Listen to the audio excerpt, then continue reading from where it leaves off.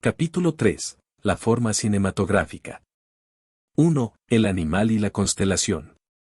La forma cinematográfica se encuentra justo en el centro de una oposición fundamental, en la cual se ponen en juego dos periodos estéticos distintos.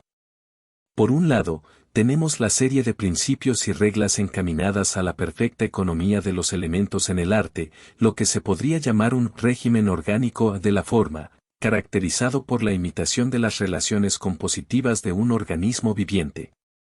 Por el otro lado, tenemos la resistencia a una constitución unitaria y estable que según un principio de funcionalidad solo existe en la apertura, en el encuentro.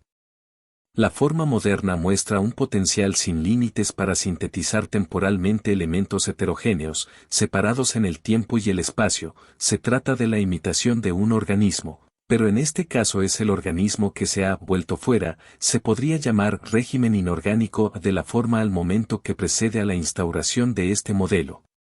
Podemos entender forma, en un sentido equivale a estructura o articulación de un todo que resulta de la relación de factores o elementos no necesariamente dependientes.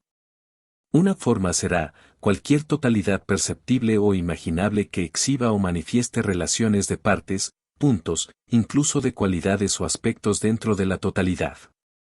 Teniendo como modelo más antiguo el definido por Aristóteles, delimitación, simetría, coherencia o consecuencia, son las características propias de este modelo, que en resumen remite a la legalidad de las relaciones entre las partes y el todo, los principios de la forma orgánica.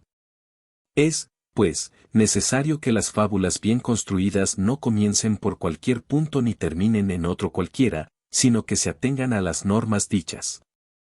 Además, puesto que lo bello, tanto un animal como cualquier cosa compuesta de partes, no solo debe tener orden en estas, sino también una magnitud que no puede ser cualquiera, pues la belleza consiste en magnitud y orden, por lo cual no puede resultar hermoso un animal demasiado pequeño, ya que la visión se confunde al realizarse en un tiempo casi imperceptible, ni demasiado grande, pues la visión no se produce entonces simultáneamente, sino que la unidad y la totalidad escapan a la percepción del espectador. Por ejemplo, si hubiera un animal de 10.000 estadios, de suerte que, así como los cuerpos y los animales es preciso que tengan magnitud, pero ésta debe ser fácilmente visible en conjunto, así también las fábulas han de tener extensión, pero que pueda recordarse fácilmente. Aristóteles establece este modelo de la forma, según el cual una obra tendría que imitar a una constitución mesurada y simple, semejante a un organismo viviente, semejante a un animal. La obra encontraría su perfección agrupándose sobre sí misma, como una totalidad. Es posible que esté de más señalar que a lo largo de la historia del arte encontramos postulado este régimen en numerosas ocasiones, desde los casos más conocidos como la Ars Poetica de Horacio, hasta el caso más inesperado como el Manifiesto Dogma 95, promulgado por Lars von Trier y Thomas Vinterberg. Pese a las diferencias se trata de una totalidad, coherente, simple y consistente. Es preciso, por tanto, que, así como en las demás artes imitativas una sola imitación es imitación de un solo objeto, así también la fábula, puesto que es imitación de una acción, lo sea de una sola y entera, y que las partes de los acontecimientos se ordenen de tal suerte que, si se traspone o suprime una parte, se altere y disloque el todo, pues aquello cuya presencia o ausencia no significa nada, no es parte alguna del todo. Ahora bien, la forma cinematográfica se convierte en un problema si le intenta explicar mediante este modelo. Ciertamente se trata de una totalidad, pero el ordenamiento de sus partes no se rige por la funcionalidad de las partes de un organismo como en el caso del animal, se trata de una totalidad de distinto orden, basada en una relación primaria de elementos anterior a la existencia de cualquier organismo. En su poema de Rerum Natur, Lucrecio expone que para Epicuro, antes de la formación del mundo, una infinidad de átomos caían paralelos en el vacío, no paraban de caer, pero entonces sucede algo, el clinamen, una desviación mínima ocurre, no se sabe dónde ni cuándo ni cómo, pero hace que un átomo se desvíe en su caída en picada a través del vacío, rompiendo el paralelismo en ese punto, provocando un encuentro con el átomo que está al lado, y así de encuentro en encuentro se genera una acumulación, un agregado de átomos da lugar a la primera forma y con ello a la constitución de un mundo. Es decir, nos es posible tender una línea que uniría el pensamiento de Epicuro y Deleuze, donde concepción de la forma se encontraría en relación con una gran teoría de la contingencia, donde la forma, podría decirse, nacen del desvío de elementos hasta entonces extraños, paralelos, como si se tratase del punto donde las líneas paralelas se unen en el infinito. Su modelo encontraría imagen en la constelación como sistema funcional de elementos independientes y transitorios. La forma cinematográfica o forma moderna, si se quiere, expresaría la vida inorgánica de las cosas a través de una aprehensión temporal de fuerzas o elementos materiales, una especie de contracción, que rivalizaría con la idea de una totalidad de partes diferenciadas. La forma moderna a grandes rasgos, podría decirse, se basa en una nueva relación con la temporalidad, no por la totalidad que forma como englobante, sino por la posibilidad de incluir o excluir, cortar o reencadenar elementos temporalmente, dando vida a un universo de variaciones infinitas en el que no existe la última palabra. Pero hablar de la forma cinematográfica solo tiene sentido si se tienen en cuenta los tres niveles de composición de la duración tal como son desarrollados por Deleuze. Estos niveles describen la radicalidad del modelo cinematográfico, por una parte la asimilación de la imagen cinematográfica en una especie de conjunto informático, abre la posibilidad de una concepción más contemporánea y funcional respecto a la realidad digital que terminó por apoderarse de la imagen, por otro lado, el rompimiento con el modelo ilemórfico según el cual una forma mórpea se impone desde fuera como un molde a una materia jaila pasiva, en favor de un modelado intensivo, continuo y variable. Y finalmente se presenta un modelo de metaestabilidad plástica como totalidad abierta que se encontraría realizado por el montaje, una operación que hace desprender de las imágenes movimiento una cierta imagen del tiempo. 2. Los tres niveles del movimiento y la duración. 2.1. Primer nivel, encuadre. El primer nivel de composición del cine, de acuerdo con los tres niveles de la duración, se refiere a la posibilidad de establecer sistemas cerrados que comprendan todo lo que está presente en la imagen, decorados, personajes, accesorios.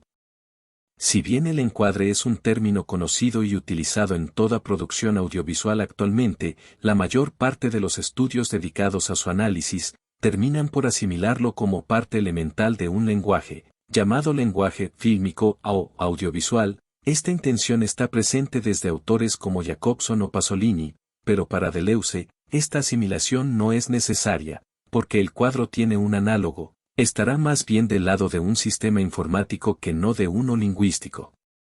El cuadro o encuadre se define por una diferencia de información, en ocasiones la información es numerosa, en ocasiones escasa. El encuadre es inseparable de las tendencias de la saturación y la rarefacción. Otros procedimientos que implican un encuadre, como la profundidad de campo, funcionan de igual forma en favor o en detrimento de la cantidad de información, y lo mismo vale para el plano corto o el plano abierto.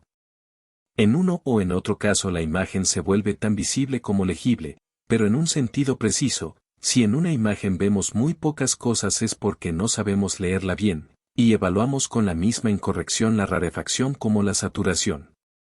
En general el encuadre dentro del cine mantiene esta definición por un más o un menos de información, y no es hasta Gader que esta función se hace explícita, cuando el cuadro valga como superficie opaca de información, unas veces confusa por saturación y otra reducida al conjunto vacío, a la pantalla blanca o negra.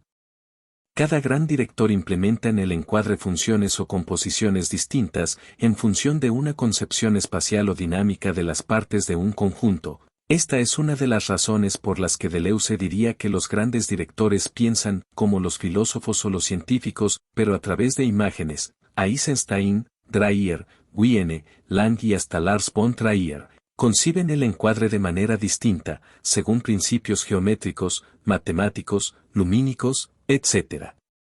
En ocasiones el encuadre se concibe, como una composición espacial en paralelo y diagonales, un receptáculo tal que las masas y las líneas de la imagen que viene a ocuparlo hallan un equilibrio. Otras veces el cuadro se concibe como una construcción dinámica del acto, que depende estrechamente de la escena, de los personajes y de los objetos que lo llenan, pero en todas las formas el encuadre es limitación.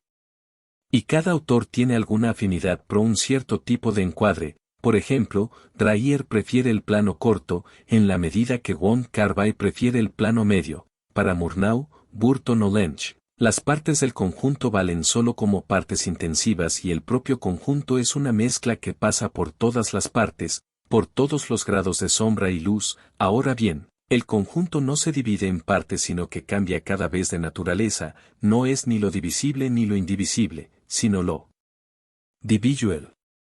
Y ya sea que se trate de una u otra concepción del encuadre, la imagen cinematográfica debe tomarse como multiplicidad divisual, pues no se trata de un espacio abstracto infinitamente divisible, sino un conjunto donde se mezcla partes de distintas denominación.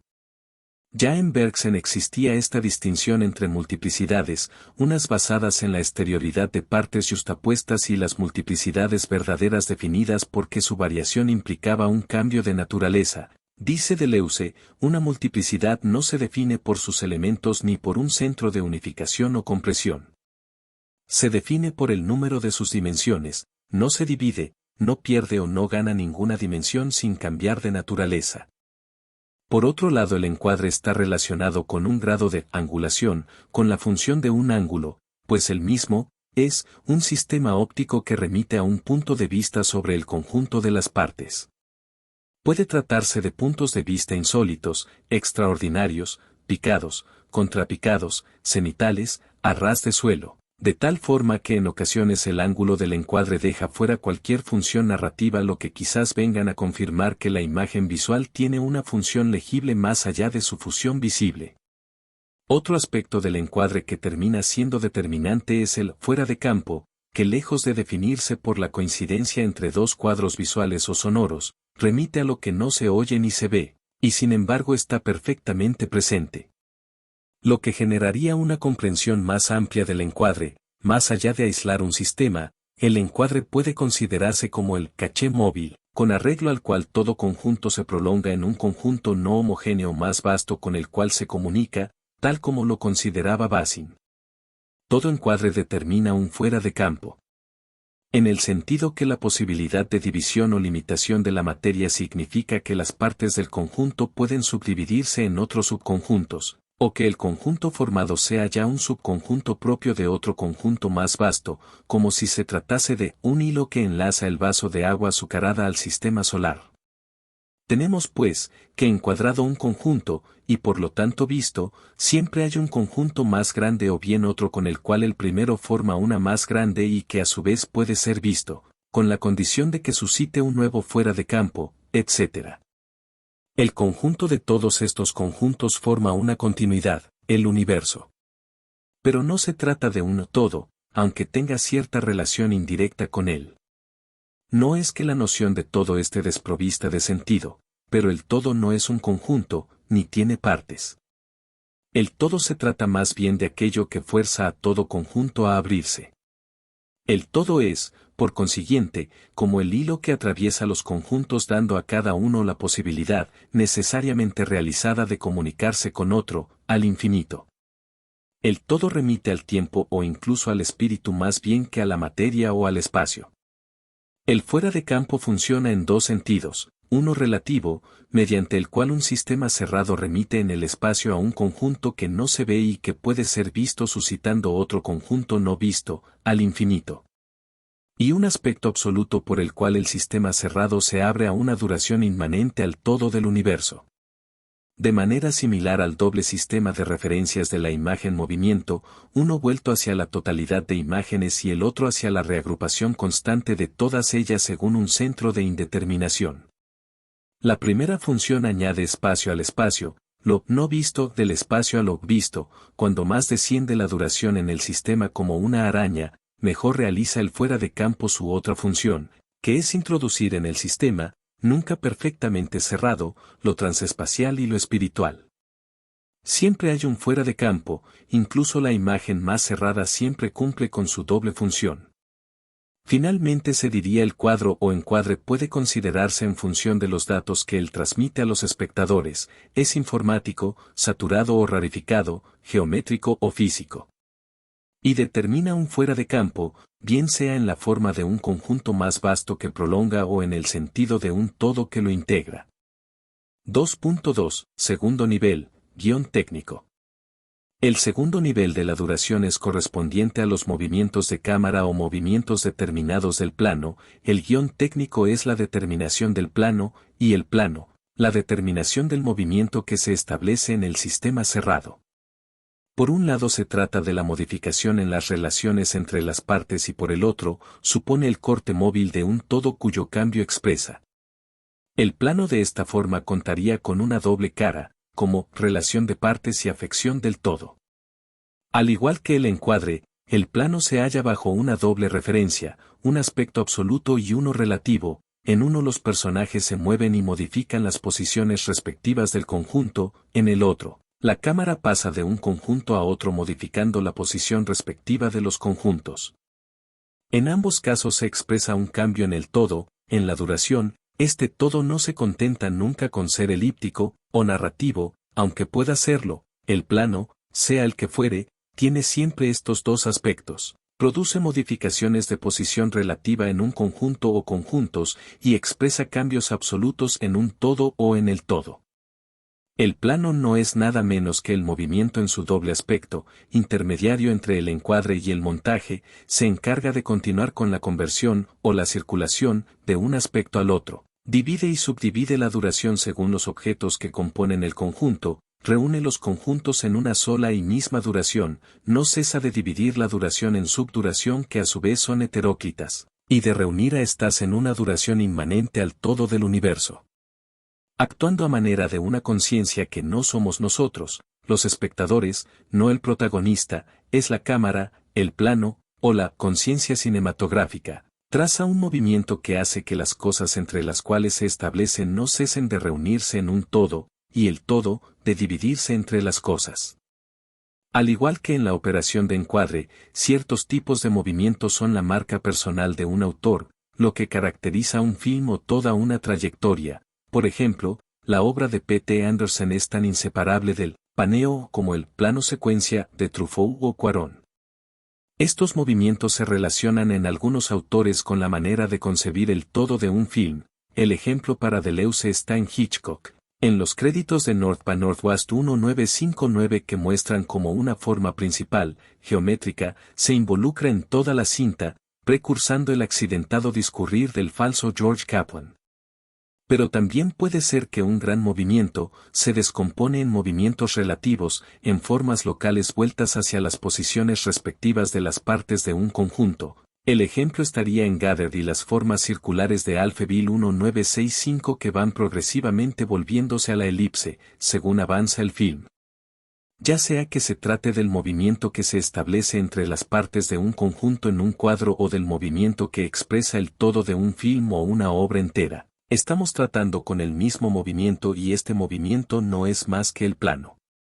La percepción natural introduce detenciones, anclajes, puntos fijos o puntos de vista separados, móviles o incluso vehículos distintos, mientras que la percepción cinematográfica opera de una manera continua, por un solo movimiento cuyas detenciones forman parte de él y no son más que vibración sobre sí.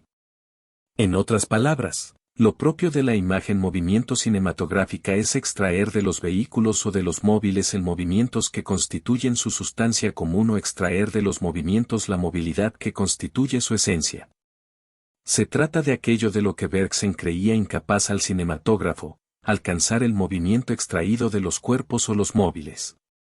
Ahora bien, el plano no se contenta con hacer que varíen los cuerpos, las partes, los aspectos, las dimensiones, las distancias, las posiciones respectivas de los cuerpos que componen un conjunto en la imagen.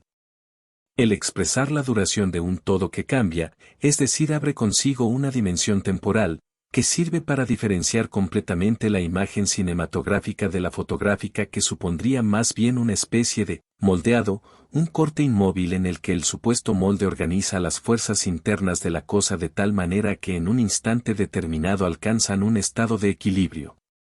El modelo propio de la fotografía sería el modelo hilemórfico. El modelo de la imagen cinematográfica es un modelo diferencial, que no supone un estado de equilibrio resultante, de principio a fin en una cinta. No solo las voces sino también las luces y decorados se encuentran en constante modulación. Según Bazin, el cine realiza la paradoja de moldearse sobre el tiempo del objeto y de adoptar por añadidura la impresión de su duración.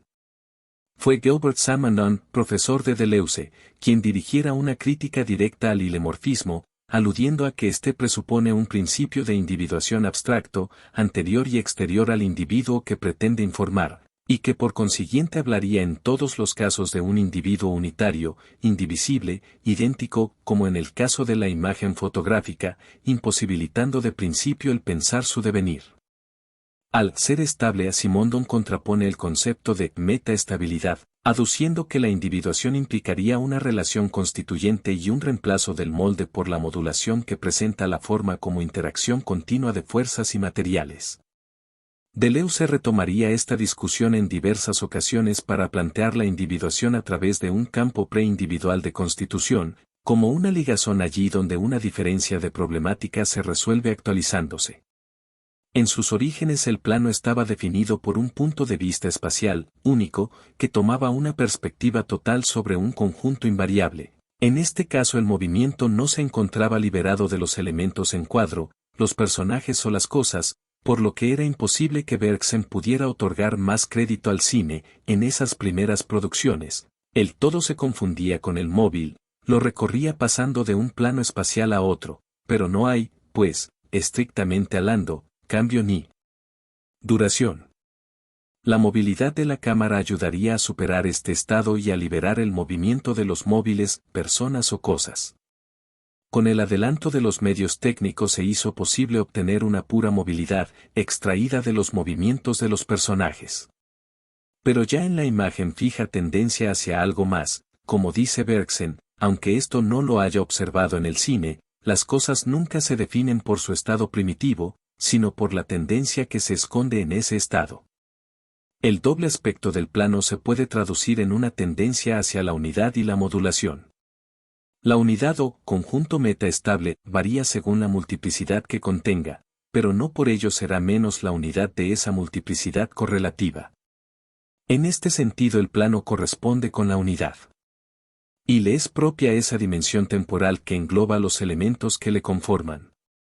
Se pueden generar 4 casos: el primero donde la unidad está definida por el movimiento continuo de la cámara, el segundo, donde la unidad se compone por esa continuidad de ragcord, aunque esa unidad implique varios planos sucesivos.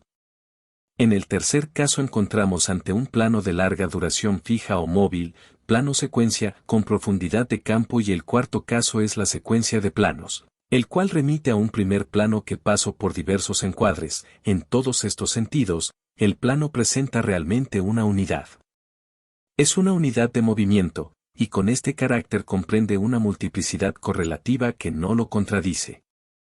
Finalmente, como consideraba Pasolini, por una parte, el todo cinematográfico será un solo y mismo plano secuencia analítico, en derecho ilimitado, teóricamente continuo. Por la otra, las partes del film serán en realidad plano discontinuos, dispersos, diseminados, sin un enlace asignable. Es preciso, pues, que el todo renuncie a su idealidad y pase a ser el todo sintético del film, realizando en el montaje de las partes, e inversamente que las partes se seleccionen, se coordinen, entren en ragcords y enlaces que reconstruyan por montaje el plano secuencia virtual o el todo analítico del cine. Continuidades relativas intervienen para que el plano mantenga su unidad, pero el elemento que le liga al todo proviene, como en el caso del encuadre, de una dimensión distinta. El falso ragcord funciona como paso de un conjunto a otro. Se trata de un punto medio entre la continuidad y la ruptura. El falso ragcord es por sí solo una dimensión de lo abierto, que escapa a los conjuntos y a sus partes. Él realiza la otra potencia del fuera de campo, esa otra parte o esa zona vacía. Al igual que el fuera de campo, el falso ragcord es un elemento que fácilmente puede pasar imperceptible, pero que termina redefiniendo, en este caso, la manera de concebir el procedimiento del guión técnico en su totalidad. 2.3. Tercer nivel, montaje. El montaje es la determinación del todo, el tercer nivel de la duración, según la consigna de Eisenstein, este compone el todo del film, es la idea. Existe algo que cambia de principio a fin en la cinta, pero ese todo que cambia, ese tiempo o esa duración, no parece poder captarse sino indirectamente, en relación con las imágenes movimiento que la expresan. El montaje es, pues, la operación mediante la cual se desprende de las imágenes movimiento, una cierta imagen del tiempo o la duración. En la historia del cine clásico, la imagen movimiento rara vez se debe al movimiento de la cámara y casi siempre nace de la sucesión de planos fijos que suponen un montaje. No será sino a través del desarrollo de los medios técnicos que se pueda llevar la operación del montaje con planos fijos a un mínimo de participación. Ahora bien, considerando los tres niveles, la determinación de los sistemas cerrados, el movimiento que se establece entre las partes y la del todo cambiante que se expresa en el movimiento, se puede deducir que existe circulación entre ellos que puede contener o prefigurar a los demás. Ciertos autores contemplan el montaje ya en el guión técnico, así se enseña en las escuelas de cine o incluso desde la operación del encuadre. Pero por más que esto suceda, el papel de cada operación subsiste independientemente, lo que incumbe al montaje, en sí mismo o en otra cosa, es la imagen indirecta del tiempo, de la duración. Se dirá entonces que una duración, un tiempo, emana de la articulación de las imágenes movimiento. Al igual que en el encuadre o en el plano, el procedimiento de montaje es concebido de distintas formas, de tal manera que, así como la filosofía más antigua cuenta con diferentes maneras de concebir el tiempo, existirán en la concepción del montaje distintas escuelas. Tal como son desarrolladas por Deleuze en la imagen Movimiento 1981, cabría distinguir cuatro grandes tendencias: la tendencia orgánica de la escuela americana, la dialéctica de la escuela soviética, la cuantitativa de la escuela francesa de preguerra, y la intensiva de la escuela expresionista alemana. 2.3.1. Las partes. En primer lugar, es destacable la labor de Griffith en la concepción del montaje, ya que de cierta forma las demás se definen en relación a su concepción orgánica de las imagen-movimiento. El organismo es ante todo una unidad de lo diverso, es decir, un conjunto de partes diferenciadas. Están los hombres y las mujeres, los ricos y los pobres, la ciudad y el campo, el norte y el sur, los interiores y los exteriores, etc. Esta forma constituye un montaje alternado paralelo donde la imagen de una parte sucede a la de otra de acuerdo con un ritmo. En este modelo de montaje es necesario que las partes diferenciadas actúen y reaccionen unas sobre otras, para mostrar de qué modo entran en conflicto y amenazan la unidad del conjunto orgánico, y a la vez de qué modo superan el conflicto y restauran la unidad. Dirá entonces Deleuze que al conjunto orgánico le corresponde verse siempre amenazado. A partir de esta definición inicial se distinguen variantes o alternancias rítmicas, según uno u otro aspecto, según un autor u otro. Pero lo importante es que el cine americano extrae de esta concepción su forma más característica, el paso de la situación inicial de un conjunto a la situación restablecida o transformada por intermedios de un duelo, de una convergencia de acciones. Es falso reprocharle haberse subordinado a la narración, por el contrario, es la narratividad la que emana de esta concepción del montaje. Por otro lado, nos dice Deleuze que cada vez que se consideró el tiempo en relación con el movimiento, cada vez que se lo definió como la medida del movimiento, se descubrieron dos aspectos del tiempo que son cronosignos: por una parte, el tiempo como todo, como gran círculo o espiral recogiendo el conjunto del movimiento en el universo; por la otra, el tiempo como intervalo, marcando la más pequeña unidad de movimiento o de acción. El tiempo como intervalo se asemejaría al presente variable acelerado y el tiempo como todo es la espiral abierta en los dos extremos, la inmensidad del pasado y el futuro. Infinitamente dilatado, el presente se convertirá en el todo, infinitamente contraído, el todo pasaría al intervalo. Estos cronosignos son dependientes la concepción de la imagen movimiento y su composición en el montaje. La escuela soviética tiene una forma de asignación de estos cronosignos, la francesa otra distinta y lo mismo para la alemana. 2.3.2 La unidad. En conocimiento pleno de Griffith, Eisenstein le formula dos objeciones al montaje orgánico. Por un lado le acusa de tomar las partes diferenciadas del conjunto como externas en sí mismas, como fenómenos independientes. La segunda sería que en torno a la manera en que entran en conflicto estas partes, si se les hace independientes una de la otra, cada una entraba en oposición de manera relativamente innecesaria, como si fueran líneas paralelas que se persiguen y que, sin duda, se concilian en el infinito, pero que aquí abajo solo chocan entre sí cuando una secante hace que un punto particular de una de ellas se enfrente con un punto particular de la otra. La manera en que Griffith establece las partes diferenciadas afecta completamente en la manera en que la historia hace cuenta, la manera en que se piensa el tiempo.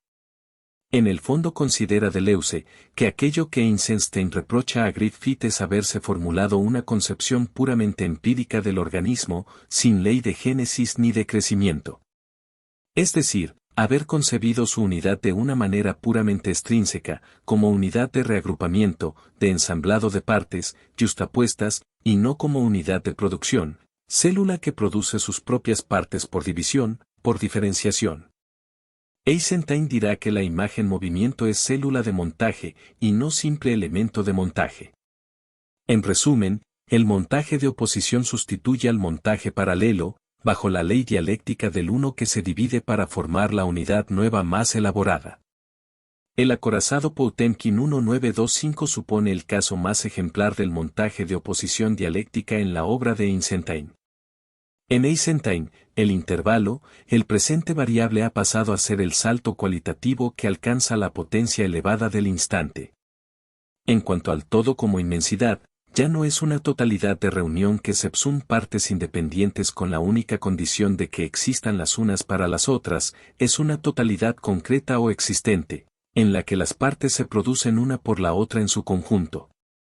La espiral abierta ya no es una forma de juntar externamente una realidad empírica, sino la manera en que la realidad dialéctica no cesa de producirse y de crecer. Ahora bien, se habla de una escuela soviética del montaje, se nombran distintos autores los cuales no necesariamente se encuentran en coincidencia con su concepción dialéctica. Cada uno encontraría bajo una preferencia en su concepción dialéctica la variante correspondiente a la forma de montaje. Se diría entonces que en la concepción dialéctica de Pudovkin la progresión de la conciencia establece la variante, en Dovzhenko es la relación triádica entre partes, el conjunto y el todo. Y si Eisenstein se considera la cabeza de la escuela, es porque la idea que signa su concepción dialéctica implica las otras dos, el uno que se vuelve dos y produce una nueva unidad, reuniendo el todo orgánico y el intervalo patético. Pero es posible una variante más, es posible que la dialéctica no se corresponda con un materialismo histórico, en el que los tres autores anteriores comulgan, sino en una dialéctica material en sí misma, como si fuera una cuarta ley que rompiese con las otras tres. El mérito de Bertov está en desarrollar una forma de montaje en el que, máquinas, paisajes, edificios u hombres, poco importaba, cada uno hasta la campesina más encantadora o el niño más conmovedor, se presentaba como un sistema material en perpetua interacción. Para Bertov las máquinas temblaban, se sobresaltaban, como lo hace el hombre. El intervalo de movimiento es la percepción, el vistazo, el ojo, pero el ojo no es el hombre, sino la cámara, la correlación de una materia no humana y un ojo sobrehumano es la dialéctica misma, porque ella es asimismo la identidad de una comunidad de la materia y de un comunismo del hombre. El montaje de Bertov se basa en las transformaciones, en el ritmo de estas, se puede decir que en Bertov el montaje estaba presente antes del rodaje, en la elección del material, documentales, noticieros, como una selección de la materia que entraría en interacción. Para Deleuze la forma de montaje de Bertov no se conformaba con transformar la composición orgánica de Griffith, intenta romper con ella, en su opinión, La dialéctica tenía que romper con una naturaleza aún demasiado orgánica y con un hombre demasiado fácilmente patético. Trabajaba de manera que el todo se confundiese con el conjunto infinito de la materia y el intervalo con un ojo dentro de la materia, la cámara. Eisenstein reconoce la forma de montaje de Bertov, sin embargo, no le parece adecuado para los propósitos del cine soviético de ese entonces. Otro gran aporte de Bertov, de cierta manera, consiste en tender hacia la inorganicidad, hacia la vida inorgánica de los millones de ojos de la materia. 2.3.3 La extensión. La escuela francesa de preguerra también desarrollará un modelo de montaje en pleno conocimiento de Griffith, sin embargo, sus intenciones van más allá de la composición orgánica. Los franceses se apartan de la concepción orgánica, si bien no entran en una composición dialéctica, sino que elaboran una vasta composición mecánica de las imágenes movimiento. Deleuze lo asemeja al impresionismo, pero esto es solo para oponerlo de mejor manera al expresionismo alemán. La escuela francesa reúne autores interesados sobre todo en la cantidad de movimiento y en las relaciones métricas que permiten definirla. Su forma de montaje intenta desprender de los móviles en cuadro el máximo de cantidad de movimiento y se sirve de distintos medios para lograrlo. La máquina, por ejemplo, juega un papel fundamental en la composición mecánica de las imágenes movimiento. La primer forma en que la escuela francesa utiliza las máquinas es a través del autómata, máquina simple o mecanismo de relojería, configuración geométrica de partes que se combinan, superponen o transforman movimientos en el espacio homogéneo, según las relaciones por las cuales pasen. El autómata representa un claro movimiento mecánico como ley de máximo para un conjunto de imágenes que reúne. Los títeres, los paseantes, los reflejos de los títeres, las sombras de los paseantes, van a entrar en relaciones utilísimas de reduplicación, alternancia, retorno periódico y reacción en cadena que constituyen el conjunto al que debe ser atribuido el movimiento mecánico. Los objetos concretos ejercen como motor o resorte que desencadene un movimiento mecánico al que se suman un número creciente de personajes o partes, como un conjunto creciente mecanizado en operación. Una máquina de crear relaciones entre las partes o un ballet automático cuyo motor circula a su vez a través del movimiento. El segundo avatar de la composición francesa es la máquina de vapor, la potente máquina enérgica que produce el movimiento a partir de otra cosa y no cesa de afirmar una heterogeneidad cuyos términos ella enlaza, lo mecánico y lo viviente, lo interior y lo exterior, el mecánico y la fuerza, en un proceso de resonancia interna o de comunicación amplificante. Si bien, para los soviéticos el hombre y la máquina formaban una unidad dialéctica activa que superaba la oposición del trabajo mecánico y el trabajador humano, los franceses cambian la unidad cinética de la cantidad de movimiento en una máquina y de la dirección de movimiento en un alma, planteando esa unidad como una pasión que debía llegar hasta la muerte. Lo cómico dramático es sustituido por un elemento épico trágico. Los estados en los que el movimiento se amplifica alcanzan la escala del cosmos, así como los estados por los que pasa el individuo, realizan una nueva unión del hombre con la máquina de crear relaciones intenta alcanzar el máximo de movimiento a través del agotamiento de un alma llevada a su límite. Esta concepción nueva del individuo y la máquina define lo que Deleuze llama una bestia humana. Por otro lado, la escuela francesa, puede afirmarse, poseía el anhelo de un cinetismo como arte propiamente visual, lo que le llevó a considerar otras formas de expresar el movimiento. Un impulso aún más profundo impregnaba a este cine francés, lo veremos en su momento, una afición general por el agua, el mar, olas, ríos, L. Herbier, Epstein, Renoir, Vigo, Grimillon, punto.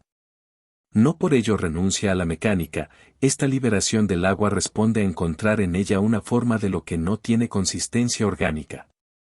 El intervalo en este sentido, se efectúa como una unidad numérica que produce en la imagen un máximo de cantidad de movimiento con respecto a otros factores determinables, y que varían de una imagen a otra según la variación de esos mismos factores. Dichos factores son de muy diferentes clases, la repartición de móviles y fijos, el ángulo de encuadre, el objetivo, la duración cronométrica del plano, la luz y sus grados, sus tonalidades, pero también tonalidades figurales y efectivas, aún sin considerar el color, el ruido, las voces y la música, punto. El intervalo como presente variable envuelve un conjunto de relaciones métricas que constituirán su ritmo. Y cada autor establece las normas en las que se calculan estas relaciones, como si se tratase una cierta cientificidad del montaje mecánico, lo que parece característico de la escuela francesa, cartesiana en este sentido, es el hecho de evaluar el cálculo más allá de sus condiciones empíricas, convirtiéndolo en una suerte de álgebra, como dice Ganse. Relaciones de movimiento, de proporción, extensión, duración. Al contrario que en el expresionismo alemán, todo se encuentra en función del movimiento, incluso la luz. La luz para la escuela francesa no es únicamente un factor cuyo valor depende del movimiento al que acompaña, que ella padece o que inclusive condiciona. Existe un luminismo francés en el que la luz vale por sí misma. Pero, justamente, por sí misma, la luz no es otra cosa que movimiento, puro movimiento de extensión que se realiza en el gris, en una imagen, en camafeo que se sirve de todos los matices del gris. Es luminosidad que no cesa de circular por un espacio homogéneo y de crear formas luminosas más aún por su movilidad propia que por su encuentro con objetos.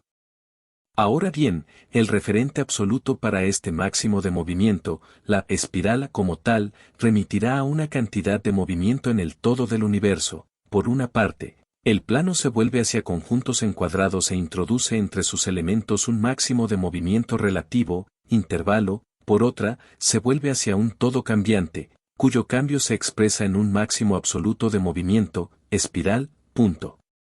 El montaje expresará un movimiento absoluto cuya naturaleza podría encontrar un referente en lo que Kant llama sublime matemático. La imaginación se consagra a la aprehensión de movimientos relativos en lo que agota rápidamente sus fuerzas, el pensamiento parece alcanzar aquello que rebasa toda capacidad de imaginación, movimiento absoluto que en sí mismo se confunde con lo inconmensurable o lo desmesurado, lo gigantesco, lo inmenso, bóveda celeste o mar sin límite.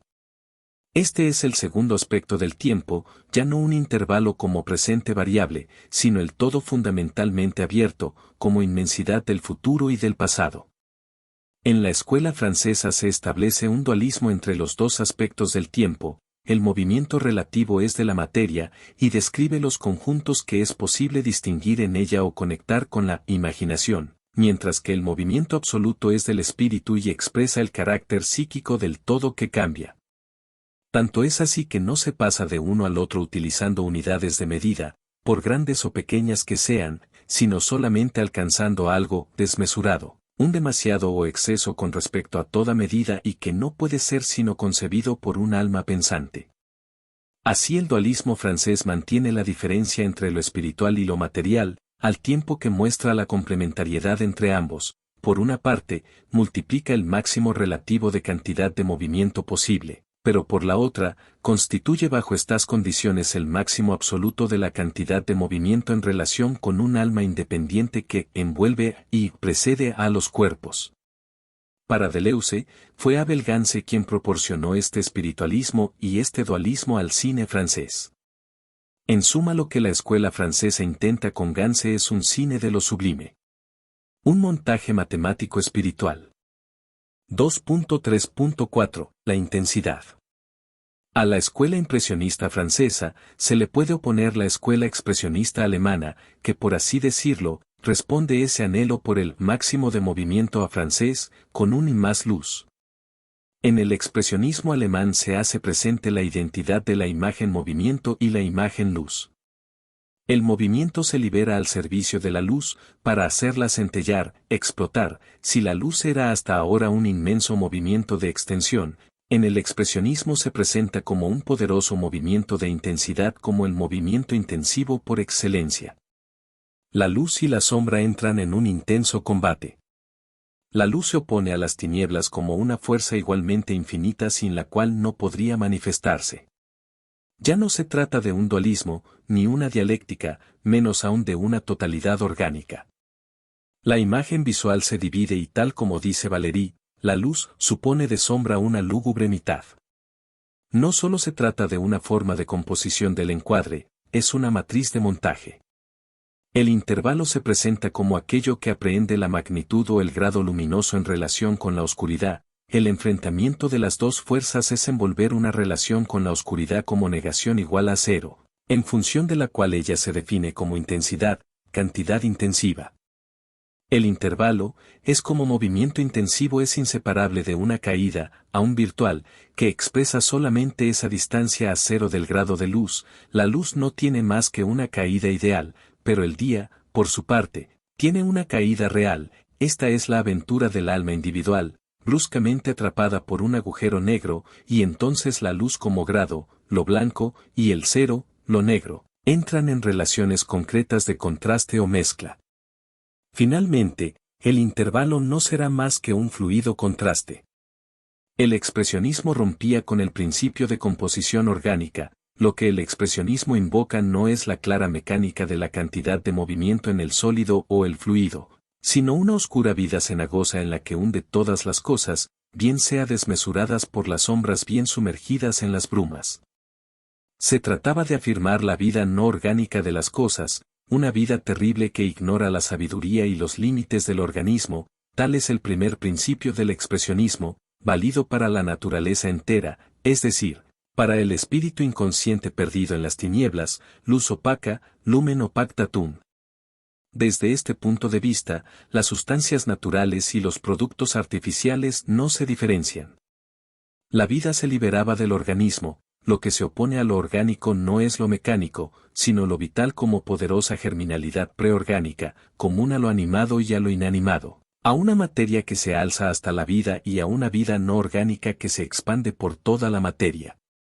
Por una parte lo animal ha perdido lo orgánico, y por la otra, la materia ha ganado vida. Para Deleuze es Waring el primero en crear el término expresionismo y lo definió por la oposición del impulso vital a la representación orgánica, invocando la línea decorativa, gótica o septentrional, línea quebrada que no forma ningún contorno en el que se distingan la forma y el fondo. Las máquinas de la composición mecánica, autómatas, robots y títeres son sustituidos por el monstruo, el sonámbulo, el zombi, como expresión de esa vida no orgánica.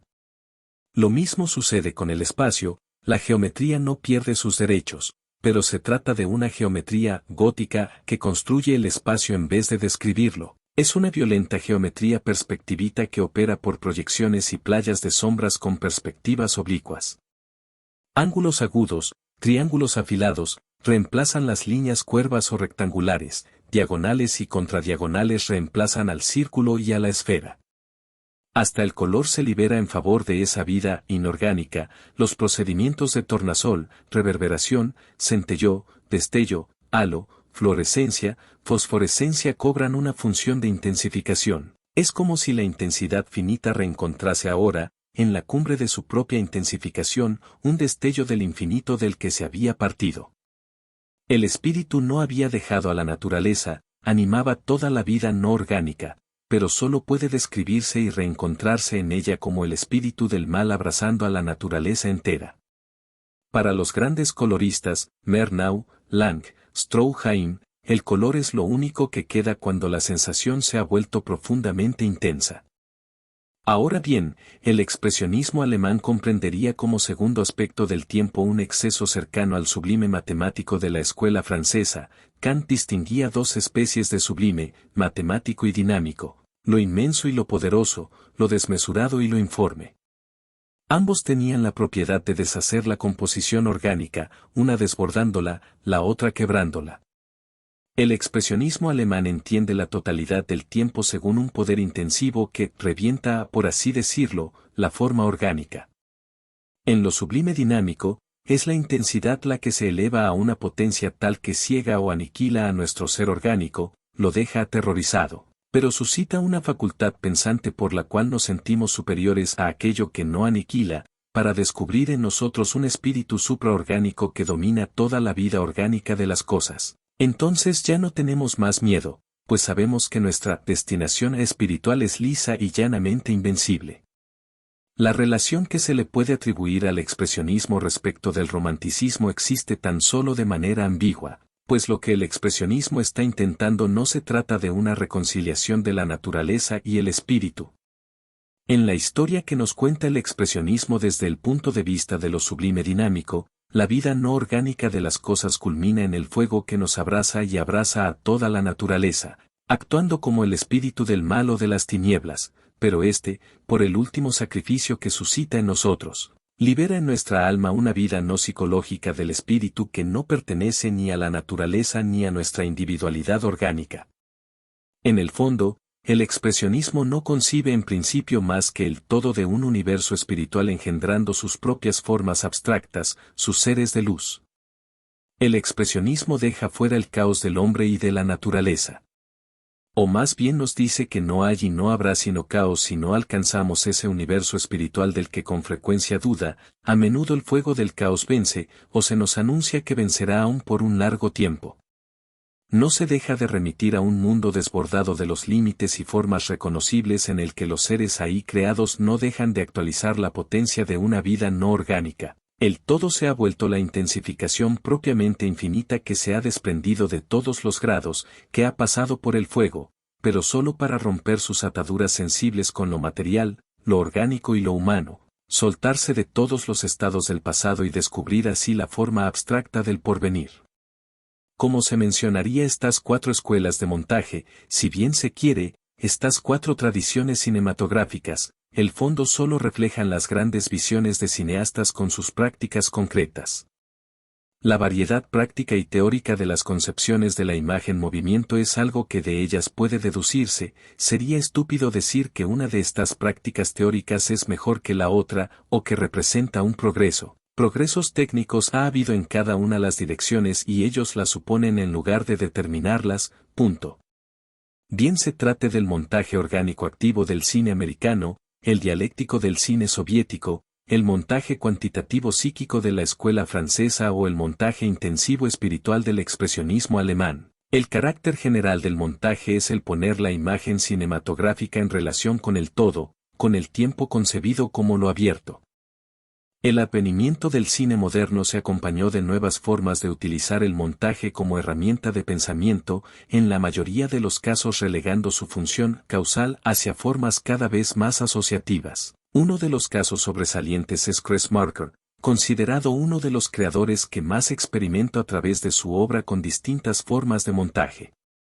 Se considera que sus películas de fotografía son la evidencia de esa afirmación, la YT 1962. Si J. Vice 4 Dromadaires 1966 y Souvenir de un Avenir 2003. Lo cierto es que su trabajo es heredero de las técnicas del montaje soviético, específicamente de la obra de Bertov.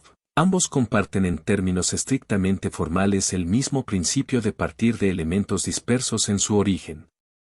Las películas más bertovianas de Marker como Le Fan de L.R. Rouge 1977 se caracterizan por trabajar con material ajeno, tal como hacía Bertov en los años 20s.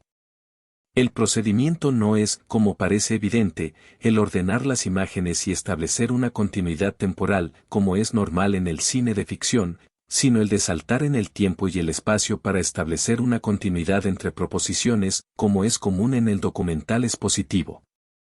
El montaje de Marker amplifica las funciones de comparar, contrastar, establecer analogías o generalizar, pero sus experimentaciones hacia el final de su obra como el CD-ROM en Memory 1998, la instalación Zapping Zone 1993 o Silent Movie, 1994-95, son las que redefinen las posibilidades prácticas del montaje. Por ejemplo, en Silent Movie, Marker instala 5 monitores de 25 pulgadas apilados y controlados por ordenador que hacen desfilar las imágenes aleatoriamente, acompañadas de fotografías y sonido independiente. Se puede decir que se intenta escapar de toda regla o norma establecida. La introducción de la programación en el montaje posibilita un modelo aleatorio, indescifrable. Otro ejemplo es In Memory, donde se mezclan otro tipo de principios como la interactividad. En este CD-ROM se presenta un inventario de imágenes y se otorga la capacidad de libre exploración. Cada recorrido resulta en una negociación entre la obra y el espectador, una especie de narración interactiva que solo se hace posible gracias a la introducción de la imagen digital y la programación. El cine moderno marca el fin las grandes escuelas del montaje sin que por ello signifique el detrimento de este procedimiento. más bien se deja abierta la posibilidad a experimentaciones inextricables como las de Marquer. Conclusiones. Para Deleuze el término estética no designa una división de la filosofía, sin embargo, aquello que podríamos encontrar dentro de la obra deleuziana a lo que llamar con ese término se correspondería más con una serie de conceptos tendidos en torno a cierto tipo de obras, y las potencias de pensamiento que se encuentran detrás de ellas, y no al saber específico de una disciplina. El término estética ha sido de por sí blanco de malentendidos a través de los más de 250 años que tiene de existencia. Como se recuerda, su comienzo es atribuido a Alexander Baumgarten, que hizo uso del término para referirse a la ciencia de lo bello, pero para él la estética no era más que subdivisión de una ciencia mayor. Se puede decir que el término nace en el seno de un problema de conocimiento y que antes de ser una ciencia de lo sensible en cuanto bello, es la ciencia de la sensación y lo sensible, permaneciendo más cercana al designio de aistesis, por lo que no es extraño que Kant defina la ciencia de los principios de la sensibilidad a priori con el nombre de estética trascendental. De cierta forma Kant hace que la significación original del término se conserve, no sin realizar la crítica a Baumgarten por intentar fundar una ciencia de lo bello partiendo de fuentes meramente empíricas. Ahora bien, lo anterior resulta de importancia pues pensamos que los acercamientos que realiza Deleuze a la obra de arte en textos como Lógica de la Sensación 1981, Crítica y Clínica 1993 o los mismos estudios de cine y 2 muestran ciertas intenciones de remontar el sentido original de la estética como ciencia de lo sensible o la sensación, en detrimento de la tradición formada en torno a la ciencia del arte bello o de cualquiera poética. Un modelo específico de la obra de arte es presentado por Deleuze en que es filosofía, la obra de arte es un ser de sensación y no otra cosa, existe en sí. El artista crea bloques de preceptos y afectos, pero la única ley de la creación es que el compuesto debe sostenerse por sí solo.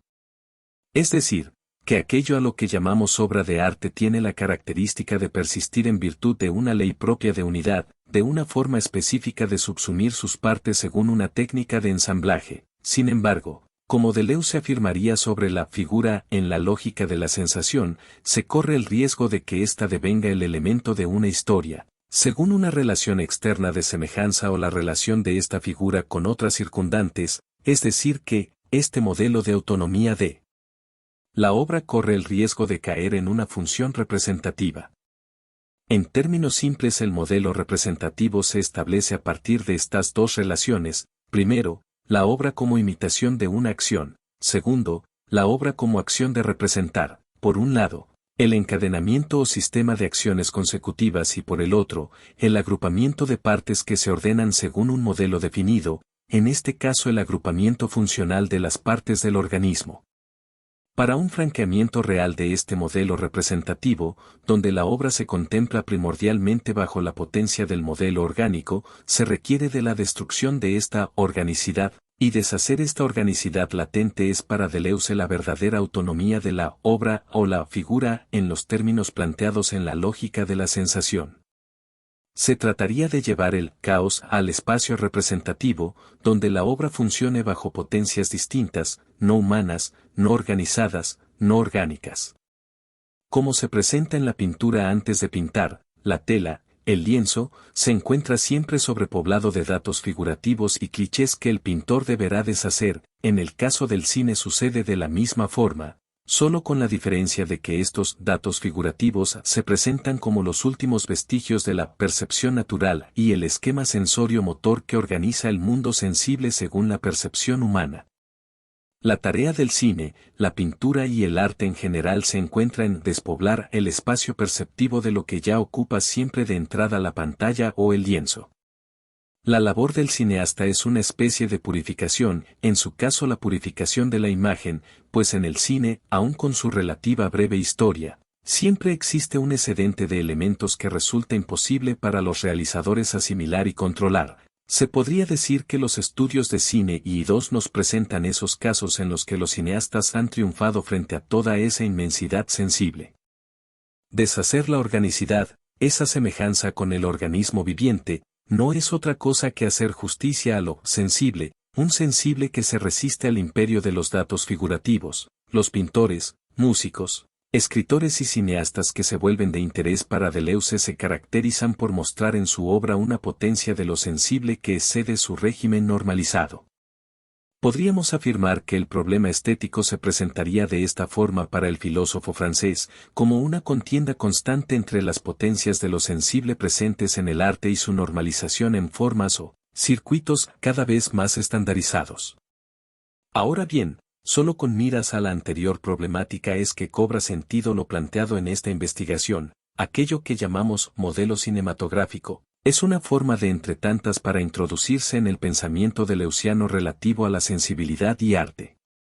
Como se mencionó anteriormente, la forma o modelo cinematográfico se encuentra justo en el centro de una oposición fundamental en la cual se ponen en juego dos periodos estéticos distintos.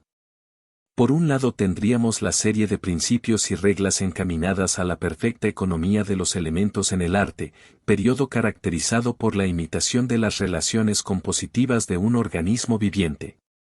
Por el otro lado, tenemos un periodo que exalta la resistencia a una constitución unitaria o estable y que según un principio de funcionalidad solo existe en la apertura a o el encuentro. En otras palabras, el modelo compositivo propio del cine tal como lo describe Deleuze se termina encajando en el centro de una transformación que se caracteriza por presentar una nueva relación con la temporalidad, propia de un mundo en el que el movimiento se ha apoderado del todo.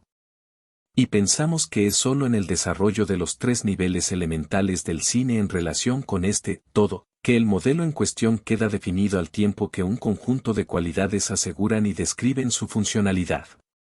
En primer lugar, un principio de relacionalidad que trasciende los límites del conjunto orgánico se desarrolla conjunto al procedimiento de encuadre, si recordamos en torno a él, específicamente en lo tocante al fuera de campo, se abría la posibilidad de la división o limitación de un conjunto en otros subconjuntos o en el sentido contrario la posibilidad de que el conjunto limitado sea ya un subconjunto propio de un deconjunto más vasto, como un hilo que enlaza el vaso de agua azucarada al sistema solar.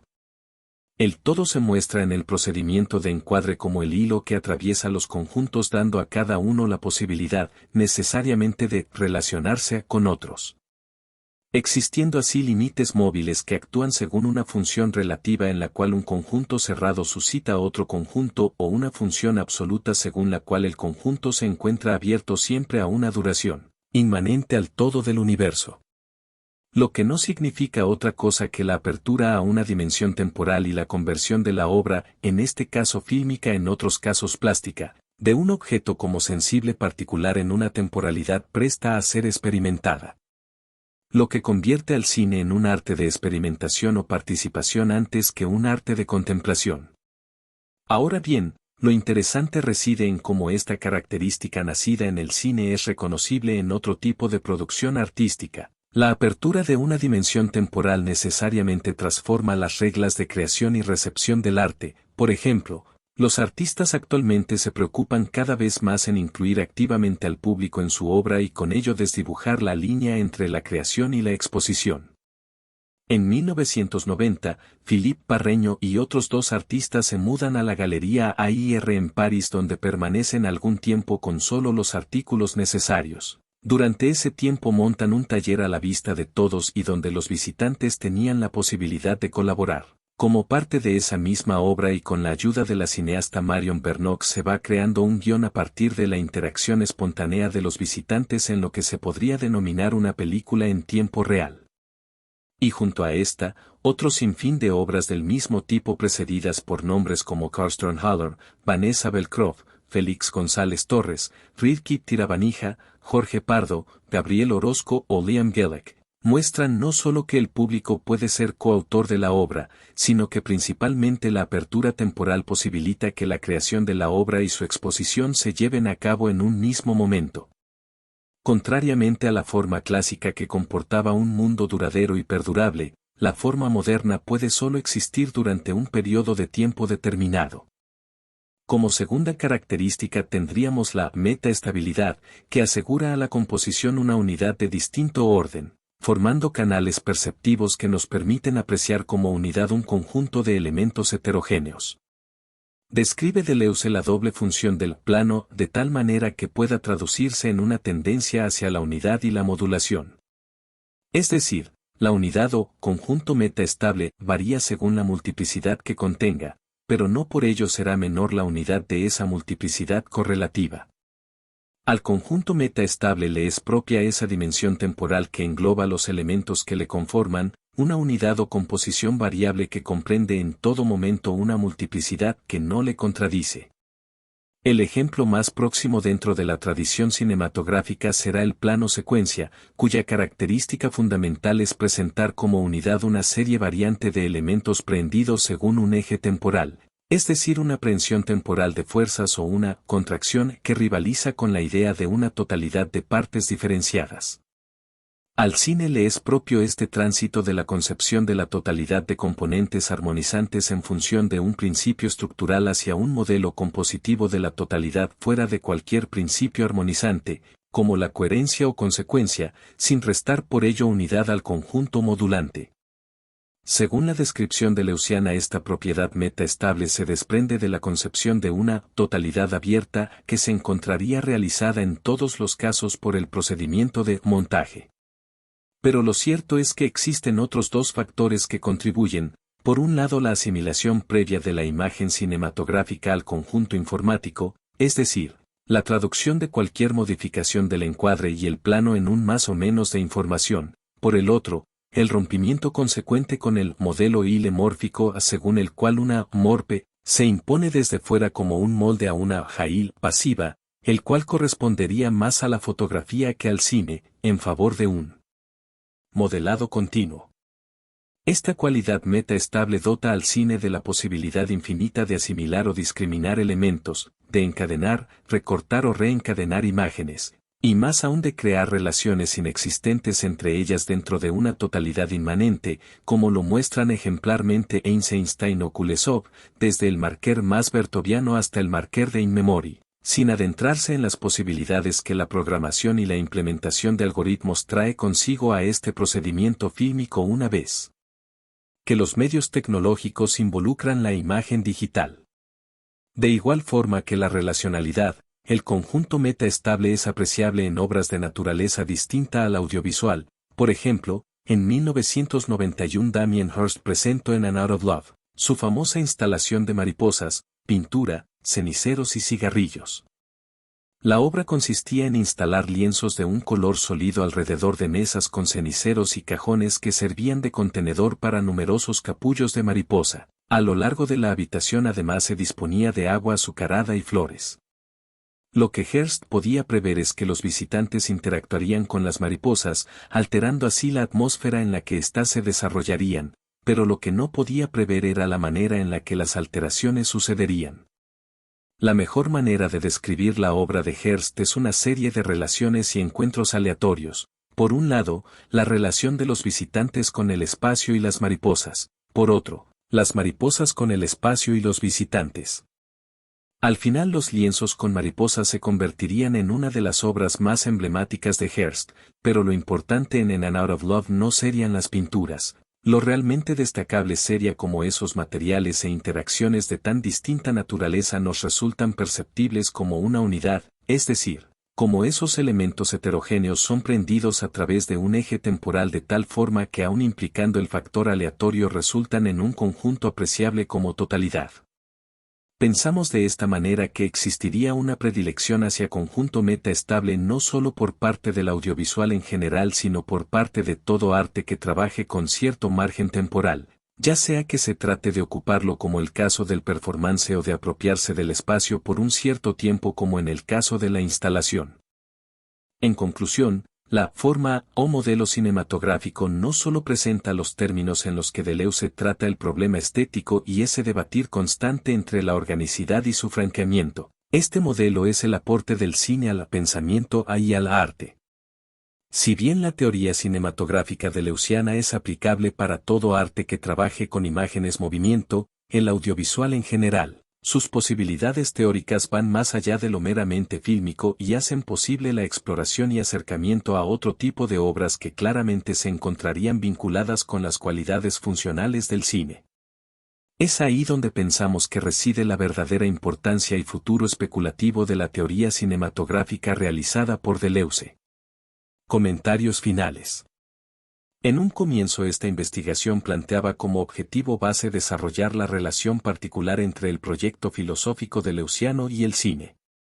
Para este cometido, resultaba necesario establecer un punto de partida sólido, un problema que sirviera de guía al enfrentarse a la obra de Deleuze, una especie de punto gravitatorio en el cual orbitaran las problemáticas surgidas posteriormente. La resolución final fue partir de la relación cine-pensamiento, pues tempranamente se advirtió que esta relación tendía al protagonismo. Como mencionábamos al inicio del primer capítulo, la pregunta por el pensar es determinante para Deleuze desde sus primeras obras y nuestra intención siempre fue remitirnos al problema del pensamiento desde la enunciación de una cierta imagen o composición, la conocida imagen ortodoxa del pensamiento. Estimábamos entonces que la argumentación sobre la imagen de pensamiento se desarrollaba de forma alterna en los estudios de cine, implicando que el cambio de régimen en la imagen se correspondía con el abandono de la composición orgánica o imagen ortodoxa del pensamiento. Durante el desarrollo de la investigación, sobre todo durante la lectura de la segunda mitad de la imagen tiempo, la problemática de la imagen de pensamiento y del régimen de la imagen se ven ligadas a la filosofía de Nietzsche, a quien Deleuze considera el primero filósofo en denunciar este tipo de composición orgánica, llevando hasta sus últimas consecuencias la idea de una transmutación que liberaría al pensamiento de toda forma o presupuesto que lo limitase o condicionase. Pero en todo momento e indudablemente es Bergson quien está detrás del estudio deleuziano, pues es él quien reconociera por primera vez la radical importancia del cinematógrafo más allá del entretenimiento, afirma Deleuze. Antes de la evolución creadora, aún antes del nacimiento oficial del cine, en el primer capítulo de Materia y Memoria en 1896. Su gran logro fue el descubrimiento de una imagen-movimiento, que se separa de las condiciones de la percepción natural, lo que para el autor de Diferencia y Repetición supone el momento en que el movimiento es introducido tanto a la imagen como al pensamiento. Una y otra vez encontramos al paso a Bergson, de tal forma que no sería equivocado afirmar que los conceptos propios del cine nacen más del diálogo con la obra bergsoniana que de los cientos de filmes citados en los estudios de cine y I2. La propuesta de una forma o modelo cinematográfico y sus propiedades funcionales fueron planteadas de manera tardía para la investigación después de un par de replanteamientos generales, surgiendo como un intento de aislar elementos de la teoría completa a fin de emular la experimentación conceptual que Deleuze promulga en su obra, pareciéndonos esta la mejor forma de contribuir al estudio. En el proceso descubrimos cómo otro tipo de obras participaban de cualidades que podrían llamarse cinematográficas y no con poca sorpresa nos parece ser posible reconocer en las descripciones deleuzianas una serie de aportaciones para un próximo estudio de la imagen digital, un medio que al igual que el cine en sus inicios carece de una esencia o función estética determinada, es decir, se trata de un tipo de imagen muy reciente y se le intenta abordar desde distintos problemas. Sin embargo, nos parece necesario establecer, en el mismo sentido que Deleuze hace con el cine, un campo conceptual propio que posibilite dejar al descubierto las características no éticas detrás de este tipo de imagen.